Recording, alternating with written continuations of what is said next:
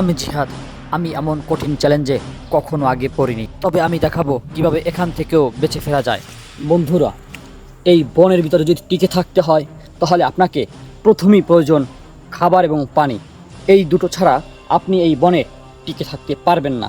অতএব আমরা এখন খাবারের জন্য কিছু ফল পাওয়া যায় কিনা তা আমরা এখন খোঁজ করব। এরপরে আমরা পানির ব্যবস্থা করব। আসুন দেখি খাবারের কোনো ব্যবস্থা হয় কিনা। এখানে আপনি বিরোধী দলের হাতে না মারা গেলেও খাবারের অভাবে মারা যেতে পারেন। তবে এখানের সব খাবার আপনার পছন্দ নাও হতে পারে, কারণ বিভিন্ন প্রাণীদের মলত্যাগ খেয়ে থাকা লাগতে পারে। আসুন আসুন, আমরা পেয়েছি, দেখুন। এই এটি একটি বিশেষ জাতীয় ফল। এটি একটি জাতের প্রাণী খেয়ে থাকে।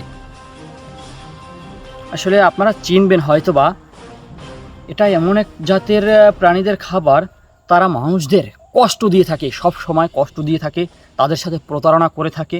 ঠিক আছে, এটি দেখতে খুবই বিচ্ছিরি একটি অবস্থা।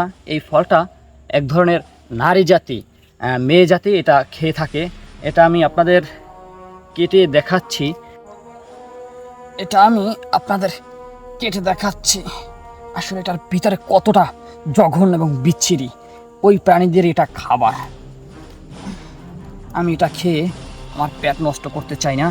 দেখুন এর ভিতরে কি একটি অবস্থা। এগুলো ওই ধরনের জাতিরা খেয়ে থাকে, আমি এটা খেতে চাই না।